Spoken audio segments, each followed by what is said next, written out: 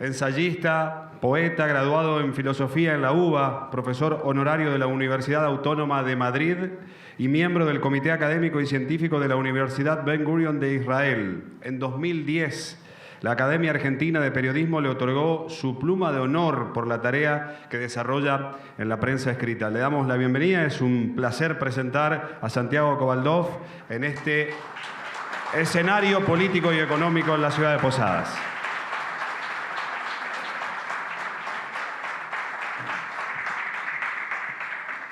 Muy amable. Eso es. Bien, a las autoridades de esta casa, de la Cámara Argentina de Comercio, a quienes la representan en esta provincia, a todos ustedes que están hoy reunidos aquí, les agradezco primordialmente no la cortesía de haber venido, sino la posibilidad de compartir un momento de reflexión. Pensar es una actividad infrecuente, pero cada vez más imprescindible. ¿Por qué es imprescindible? Porque la deriva de la Argentina, como hemos visto en el retrato diáfano que trazó del país recién Roberto Caccianoggi, es el de un cuerpo sin cabeza. Muchas preguntas podemos formularle al gobierno actual acerca de su conducta, pero hay una para la cual hay respuesta, aunque no la escuchemos nunca de su boca. La pregunta es, ¿qué rédito tiene para el gobierno la conducta que sigue? ¿Dónde está la rentabilidad de la destrucción de la República? Seríamos realmente ingenuos si creyéramos que todo lo que está pasando es el fruto de la torpeza primordialmente. No, es el fruto de una ideología, de un propósito, de una intención y de un proyecto. Si nosotros no entendemos eso, solo vamos a hablar de ineficacia. Pero nosotros tenemos que hablar de perversión. Perversión, es decir, trastocamiento de algo en nombre de otra cosa. ¿Y qué es lo que se quiere trastocar en la Argentina desde hace tiempo? El ideal de la reconciliación de la ética con la eficacia. El ideal de la reconciliación de la ética con la eficacia. La eficacia sin ética lleva a un pragmatismo cínico, porque permite obtener resultados que podemos considerar en el orden económico eficaces, pero moralmente desalentadores para la construcción de una subjetividad sana. Es el caso de la China contemporánea. ¿En la China contemporánea hay progreso? Sí, hay progreso. ¿Qué es lo que no hay? Sujetos. Sujetos. ¿Qué es un sujeto? Un sujeto es un individuo convertido en persona, y lo que lo caracteriza esencialmente es el autodiscernimiento crítico que tiene de su propia persona, la capacidad de diálogo con su prójimo y la idea de que la disidencia tiene como finalidad la generación de consensos. Supone algo esencial, la libertad. De modo que el progreso económico sin libertad y sin sujetos es posible. El tema es si es o no elegible, si lo queremos. Pero además de esto, hay otras formas de destitución de la subjetividad en el marco de sociedades que no son las comunistas. Uno de ellos es el nuestro. El concepto de desaparecidos está connotado terriblemente entre nosotros por el secuestro y la aniquilación de personas. Y si bien hoy no podemos hablar de desaparecidos en ese sentido inolvidable que es el que generó el terrorismo de Estado y el enfrentamiento con esa otra forma de terrorismo que fue el terrorismo a secas, ambos idólatras de la muerte y de la violencia como recurso de transformación, sí podemos hablar de otra configuración de los desaparecidos.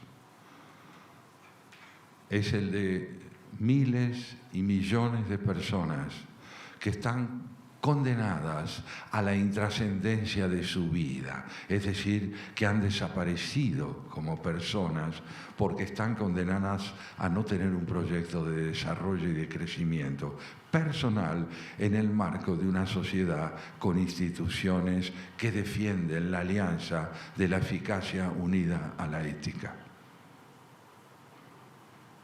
Somos personas.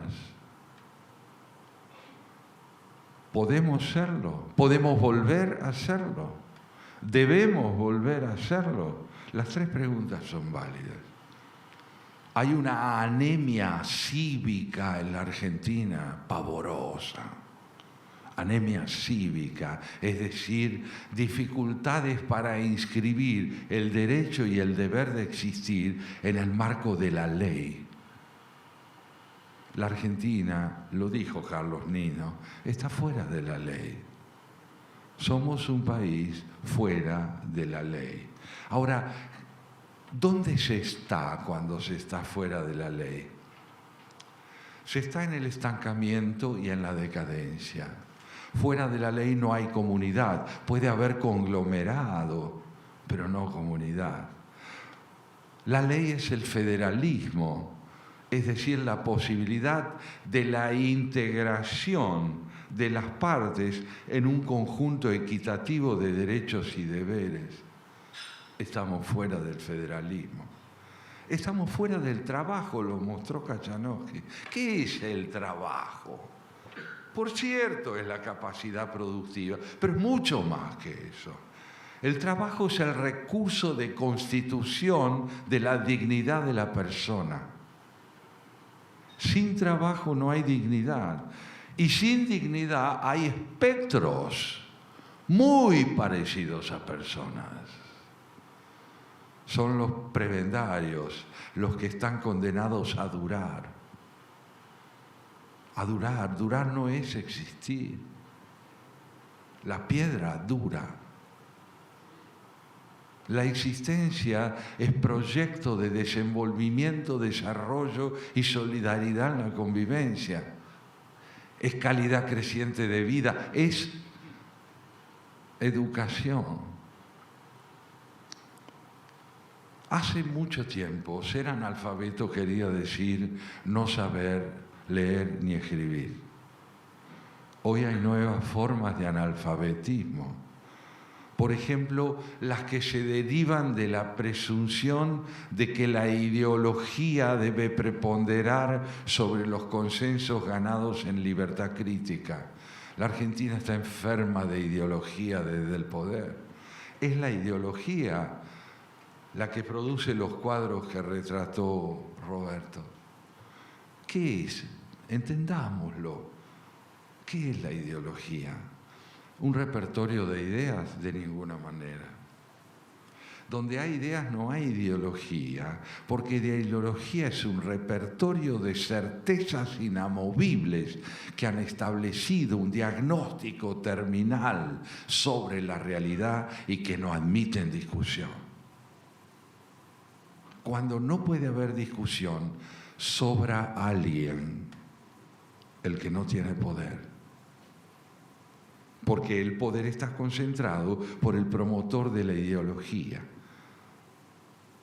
Roberto hablaba de valores.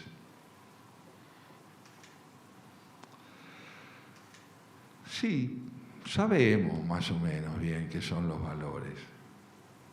Pero hay un valor primordial sin el cual la reversión de lo que él nos presentó no es posible. Ese valor primordial es el siguiente: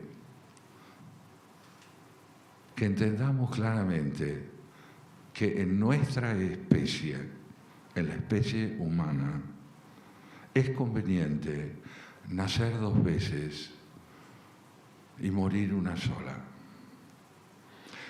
Nacer 2 veces. Primero, lógicamente, paridos por nuestra madre. Y en segundo lugar, por un proyecto de vida. Si no somos dados a luz por un proyecto de vida, no existimos. Solo duramos. Ahora, para que haya un proyecto de vida, tiene que haber posibilidad de pensar, es decir, de elegir un camino que reconcilie mi vocación con la solidaridad social. Si esto no se produce, si no hay esta reconciliación entre mi vocación y un proyecto de nación, no soy un ciudadano. Yo les decía, es conveniente morir una vez sola, porque es posible morir mucho antes de fallecer. Es conveniente morir de viejo, es decir, cuando la naturaleza ya ha cumplido su proyecto en nosotros. Pero en un país destruido es posible extinguirse antes de morir. Y el proceso de decadencia que lleva a una muerte que precede a la extinción natural es el que va quebrando los valores fundamentales de la identidad personal y de la identidad cívica. Queremos resucitar. Quienes aquí estamos, queremos resucitar. Queremos dejar de agonizar. El problema es filosófico. Bien lo decía, insisto en esto, porque es imperioso entender que la radiografía que presentó quien me precedió en la palabra no tiene como finalidad hacer un diagnóstico terminal, pero sí mostrarnos cómo puede ser terminal el diagnóstico si no reaccionamos. Estamos en las manos de una cultura tanática que adora la destrucción y la muerte en nombre de la idolatría de un liderazgo único, mesiánico, autocrático y criminal. ¿Dónde está la muerte que nos espera? En la tolerancia pasiva de todo esto, en la necesidad de recuperar la política, está la posibilidad de volver a vivir. Pero la política que nosotros necesitamos no es un triunfo electoral, sino algo que se llama política de Estado, cuyo eje es la ética que reconcilia al individuo con la sociedad a través de la dignidad. Y la dignidad está en la ley, porque la ley le pone un límite al desenfreno de la ambición y habilita el derecho al desarrollo. ¿Qué nos falta? Descubrir que somos analfabetos, que estamos a merced de gente que siembra analfabetismo, es decir, que no nos quiere interpretando la realidad, porque si ocurriera eso ganaríamos libertad. Entonces, ¿qué vamos a hacer? Nos vamos a situar frente a las próximas elecciones a ver quién gana. No seamos ilusos, corremos peligro de muerte. Porque morir no es fallecer, morir es durar. Nosotros tenemos que decirles a las dirigencias políticas que sabemos qué queremos de ellas, que les exijamos lo que queremos, que hagamos oír en la calle, en los medios, en manifestaciones de toda índole, en la prensa, a través de las agremiaciones profesionales, qué queremos. Y para eso tenemos que pensar y descubrir que no corremos riesgo de muerte si corremos el riesgo de vivir. Que el riesgo de muerte lo corremos si solo nos quedamos en la mera duración, en la resignación, en el escepticismo y en la falta de dignidad.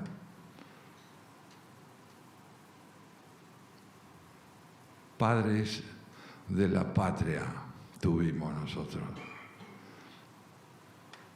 Si yo levanto mi cabeza y busco el rostro del general Belgrano, ¿qué vería? ¿Qué vería?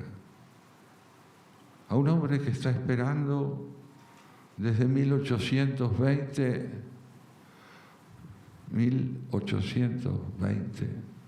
la posibilidad de dejar de decir, agónico en su lecho, ¡ay, patria mía!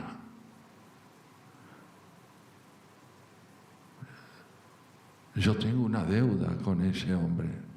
Yo, vos, todos, una deuda tenemos con ese hombre. Una deuda de dignidad. ¿Quién de nosotros sostiene la mirada de Belgrano acá? ¿Quién se atreve? ¿Quién puede mirarlo a los ojos y llamarlo compatriota y decir, te escuché?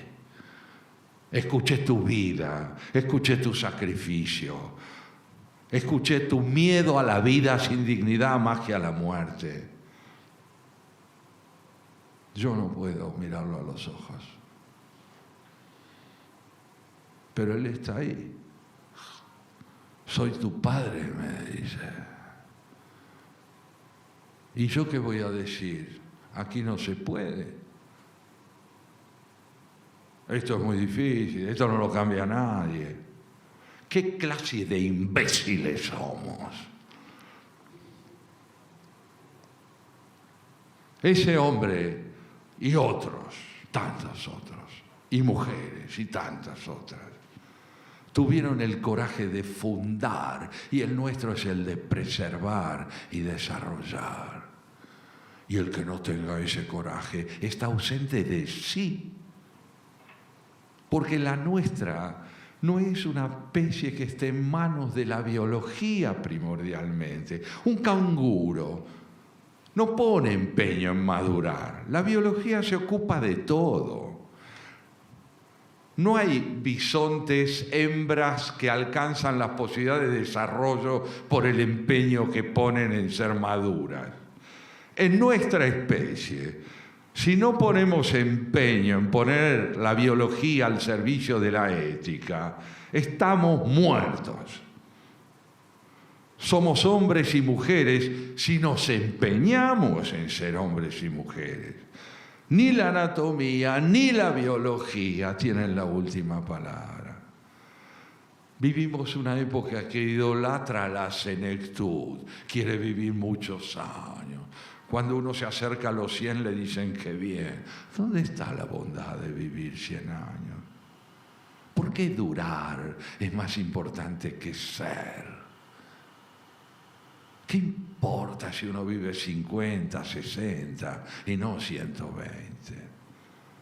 ¿Qué grado de distorsión es el de esta época que valora la extensión sobre la calidad? Si todas estas preguntas no están a la base de un proyecto económico, vamos a terminar siendo tecnócratas inútiles. Solo tendremos razón numérica. Pero si, como dice Roberto, a la base de la economía hay valores, entonces tenemos un proyecto de nación.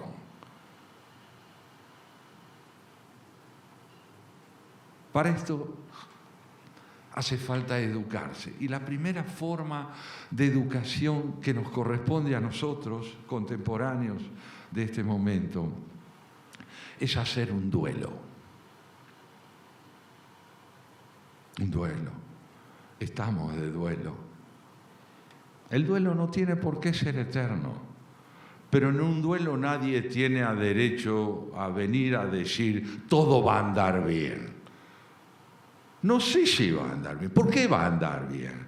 Lo que sí podemos decir, tengo una buena nueva. Hay valores por los cuales vale la pena jugarse la vida. Hay valores por los cuales vale la pena jugarse la vida, porque la vida humana es riesgo en función de valores, y si no es claudicación moral. Esta es la oportunidad que tenemos.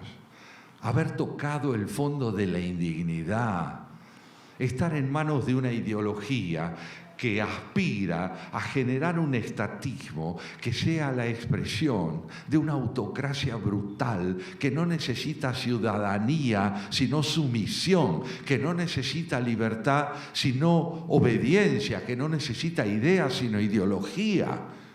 Entendamos de una vez que lo que se juega en el 23 es o el porvenir de la República o el porvenir del populismo que va a destruir a la nación para generar otro orden, no un desorden solamente. El desorden lo están sembrando ahora para crear ese otro orden de sumisión a un estado macrocefálico. Estamos de duelo. Estamos de duelo. Hemos vuelto a la democracia y no hemos podido preservarla y desarrollarla. La hemos hecho durar en sus formas. Tan vacías de contenido están las formas de la República que hoy la palabra presidente de la nación significa nada. Nada. Las investiduras están vaciadas de sentido. El Parlamento se ha transformado en un escenario de mercaderes. Sepámoslo, porque la esperanza nace de un buen diagnóstico. Porque quien hace un buen diagnóstico, y este hombre, mi amigo, lo hizo, un buen diagnóstico muestra que uno es más que lo que describe, es el que puede entender. Y cuando uno puede entender es más que lo que describe. Pero no puede ser más que lo que describe si está solo. Necesita solidaridad, necesita al prójimo, necesita nación, instituciones, constitución. La Biblia dice, ya en las palabras del rey David y después en la de Jesús, debemos amar al prójimo como a nosotros mismos. La superficialidad de la interpretación de esta frase cree que se trata de hacer algo así como una especie de prebendarismo narcisista. En vez de adorarme todo a mí, le doy algo de lo que me adoro a otro. No es así. Hay que entender bien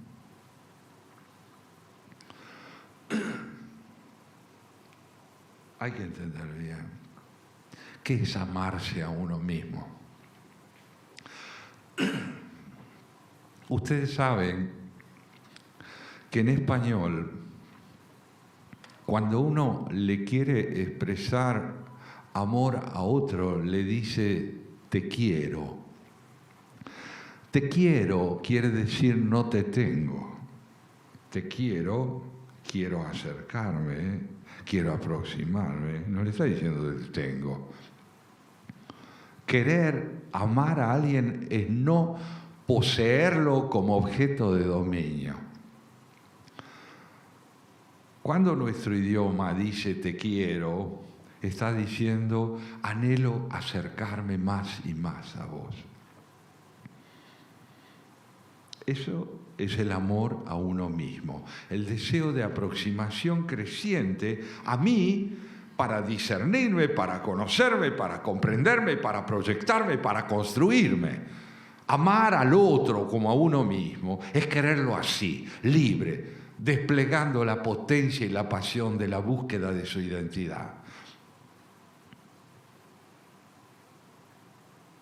Tenemos que aprender a pensar, pero para aprender a pensar hay que capitalizar el sufrimiento. Cuando el sufrimiento no está capitalizado por la reflexión, se transforma en melancolía. Freud nos enseñó que la melancolía es propia de aquel que queda estancado en una pérdida. El melancólico está hipotecado por lo que perdió y vive para la pérdida, no puede moverse de ahí. No seamos melancólicos. Que el conocimiento, la lucidez, la libertad, el coraje, la comprensión de lo que significa el prójimo y de los riesgos de morir 2 veces en vez de una, nos ayuden a salir de la resignación, aprendiendo a entender y a exigir que la dirigencia política sepa que queremos y podemos entender lo que necesitamos. Para eso existen las agremiaciones, no solo por afinidad profesional, para fundar la ética como base de sus planteos económicos y profesionales. Es lo ético lo que hay que discutir, lo que hacerle llegar a quienes dicen que quieren gobernar. De toda índole, agremiaciones de cualquier índole, ante todo, tienen que poner el planteo profesional sectorial al servicio de un ideal cívico. Primero la ética, porque sin ella no hay políticas de Estado. Tenemos que educarnos. Nuestro maestro es el dolor, el fracaso, la memoria del pasado próspero que tuvimos y la dignidad, el amor propio. ¿No queremos que los chicos se vayan? Muy bien, ¿qué ejemplo le dimos nosotros? ¿Dónde está nuestra palabra orientadora para que no se vayan? ¿Les hemos enseñado a luchar? ¿Hemos consolidado nuestra democracia? Empecemos a hacerlo. Tuvimos una educación extraordinaria y la perdimos. Más grande que recuperarla es haberla creado. Sarmiento hizo lo imposible. Lo nuestro es posible. Imposible era venir de la nada hacia la educación. Ahí está también él sentado, con esa cabezota genial, mirándonos. ¿Y cuánto más?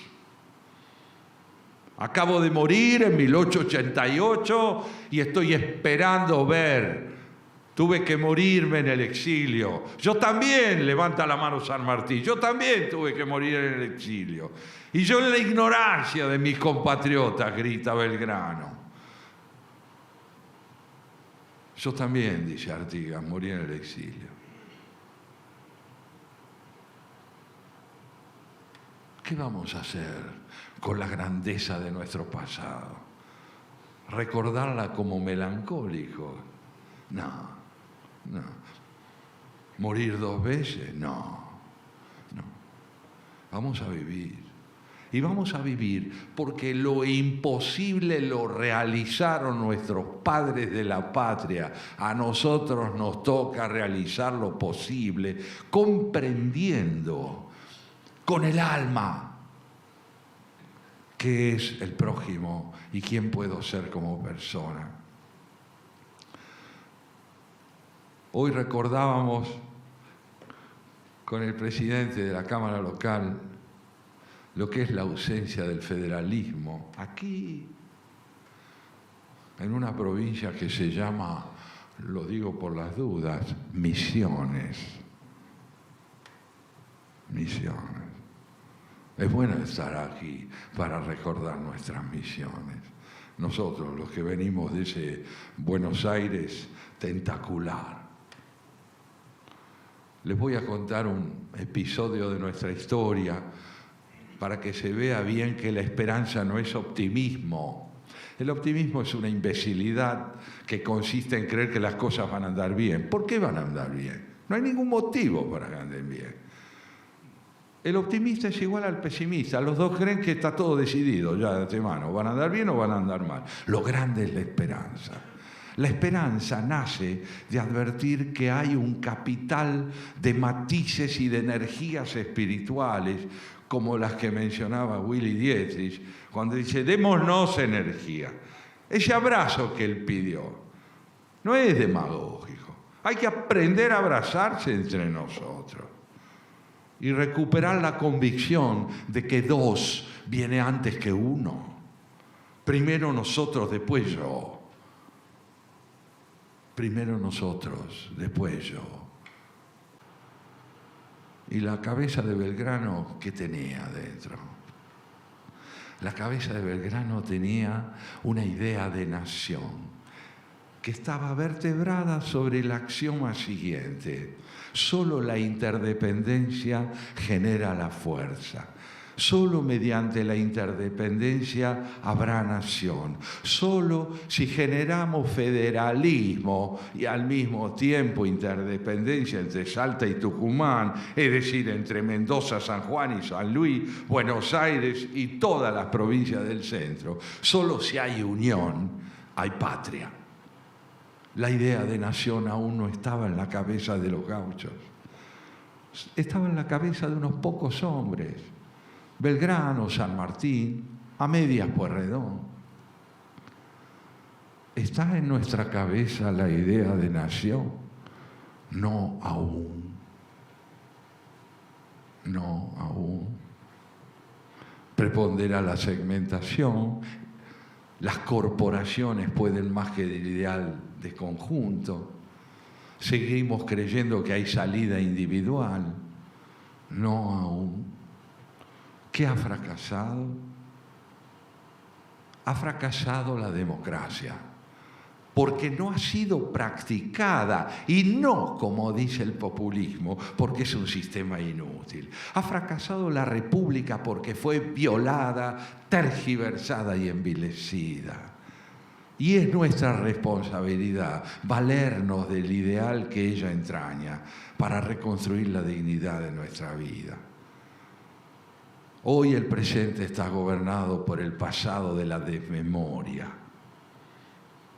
Tenemos que lograr que esté gobernado por una memoria crítica del pasado y amorosa del pasado, de amor a nuestros padres. Para eso es preciso venir desde el futuro, no desde el pasado. ¿El futuro qué es? Es el repertorio de proyectos que aspiran a ser puestos en práctica en el presente para transformar nuestra realidad y generar un porvenir nuevo, un porvenir de realizaciones y no solo de sueños. Pero para eso hacen falta diagnósticos duros. El único camino es el esfuerzo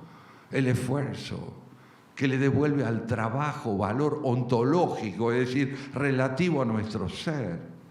Para esto la educación y los maestros. Tenemos que tener un ministerio de educación, pero sobre todo tenemos que tener educación para tener un buen ministerio. Y la gran educación depende de los que entiendan qué significa educar. Educar no es transmitir conocimientos particulares. No es enseñar inglés, ni computación, ni historia. Eso es capacitar técnicamente en especialidades. La educación es el don que tiene un maestro para compartir con un alumno la alegría y la aventura de aprender.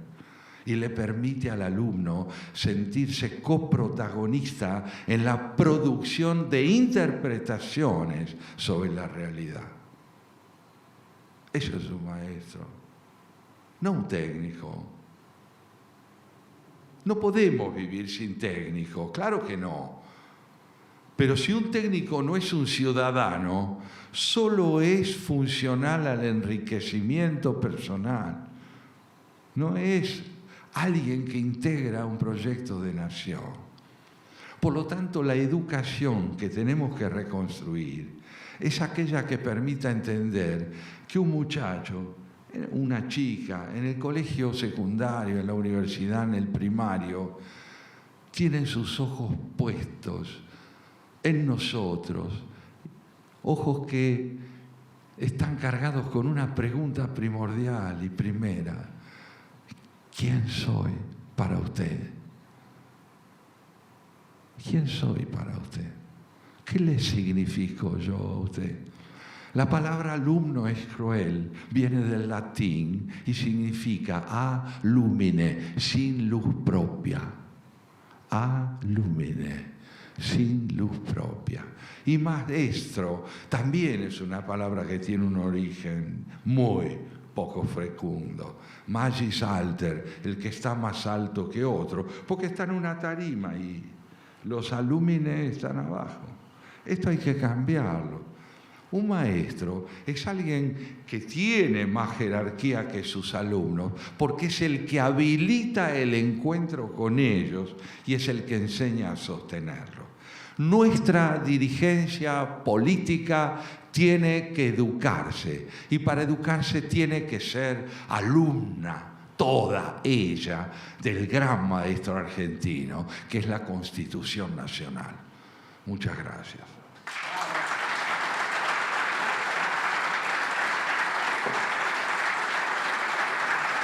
Muchas gracias.